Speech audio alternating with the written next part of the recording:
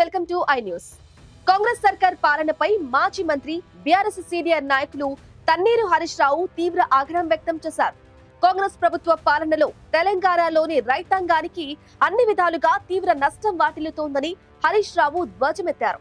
రైతుల కష్టాలు రేవంత్ సర్కార్ కు పట్టవని, ప్రజా సమస్యలను గాలి కుదిలేశారని రేవంత్ సర్కార్ పై హరీష్ రావు తీవ్ర స్థాయిలో విమర్శలు గుప్పించారు. రైతులకు రుణమాఫీ చేయడం, మద్దతు ధర ఇవ్వడంలో కాంగ్రెస్ సర్కార్ దారుణంగా విఫలమైందని పేర్కొన్న హరీష్ రావు రైతుల పక్షాన బీఆర్ఎస్ ఎల్లప్పుడూ పోరాటం చేస్తుందని, రైతులకు అండగా ఉంటుందని స్పష్టం చేశారు.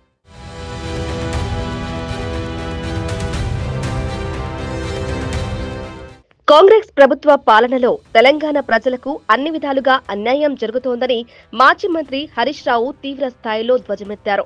కాంగ్రెస్ ప్రభుత్వ వైఫల్యాలను ఎత్తి చూపుతూ ప్రజలు, రైతులకు మద్దతుగా హరీష్ రావు వరుస పర్యటనలు చేస్తున్నారు.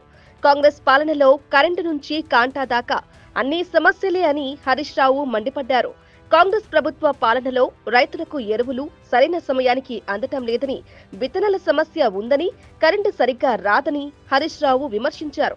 తెలంగాణ రైతులకు రుణమాఫీ చేస్తానన్న హామీని గాలి కొదిలేశారని, వడ్లకు ఇస్తానన్న బోనస్ ఎగ్గొట్టేశారని, పంటలకు బీమా లేదని హరీష్ రావు తీవ్ర స్థాయిలో విమర్శలు గుప్పించారు. వరంగల్ డిక్లరేషన్ లో చెప్పిన ఒక్క హామీని అయినా కాంగ్రెస్ ప్రభుత్వం అమలు చేసిందా అని హరీష్ రావు తీవ్ర స్థాయిలో మండిపడ్డారు. రేవంత్ రెడ్డిని జూబ్లీ హిల్స్ ప్యాలెస్ లో కూర్చొని అంత బాగుందని బట్టి ఇది ఏమంటుండు, గుగ్లో తేజ ఇప్పుడు నాకు యూరియా బస్తాలు దొరకలేదు, పంట దిగుబడి తగ్గింది, పండిన వడ్లు అమ్ముకుందామంటే ఇక్కడ గవర్నమెంట్ సెంటర్ లేదు, ఎవరు వడ్లు కొనే దిక్కు లేదు, బోనస్ రావడం లేదని ఈయన అర్రాస్ పాట. ఇది 2311 కమ్మింది. పోయిన యాసంగి బోనస్ వచ్చిందా కమ్మి? యనమాముల వ్యవసాయ మార్కెట్ ని సందర్శించిన మాజీ మంత్రి హరీష్ రావు రాష్ట్రంలో పత్తి రైతులు తీవ్రమైన మనోవేదనకు గురవుతున్నారని ధ్వజమెత్తారు. రాష్ట్రంలో 50 లక్షల ఎకరాల్లో పత్తి సాగు జరుగుతుందని చెప్పిన హరీష్ రావు రాష్ట్ర ప్రభుత్వ నిర్లక్ష్యం వల్ల, బీజేపీ తప్పుడు విధానాల వల్ల పత్తి రైతులు తీవ్ర ఆందోళనలో ఉన్నారని తీవ్ర స్థాయిలో విమర్శించారు.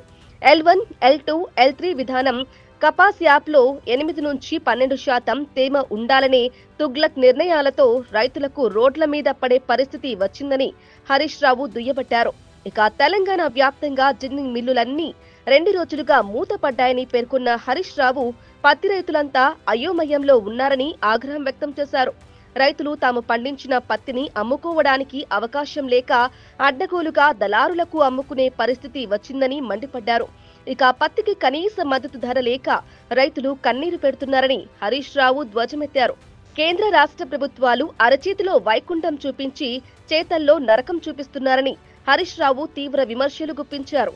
వరదలు, తుఫాన్ల వల్ల రైతులు తీవ్రంగా నష్టపోతే తుగ్లక్ నిర్ణయాలతో మరింత ఇబ్బంది పెట్టడం సరికాదని హరీష్ రావు కేంద్ర రాష్ట్ర ప్రభుత్వాలపై ధ్వజమెత్తారు. 60 సార్లు ఢిల్లీకి పోయిన ముఖ్యమంత్రికి పత్తి రైతుల గురించి కేంద్రానికి విన్నవించే అవకాశం రాలేదా? ముఖ్యమంత్రికి పత్తి రైతుల సమస్యలు కేంద్రానికి చెప్పే ఓపిక లేదా, లేక సమయం లేదా అని హరీష్ రావు దుయ్యబట్టారు. రేవంత్ రెడ్డికి ప్రధాని మోదీతో మంచి సంబంధాలే ఉన్నాయి కదా, ఎందుకని పత్తి రైతు సమస్యల గురించి మోదీకి చెప్పడం లేదని హరీష్ రావు ప్రశ్నించారు.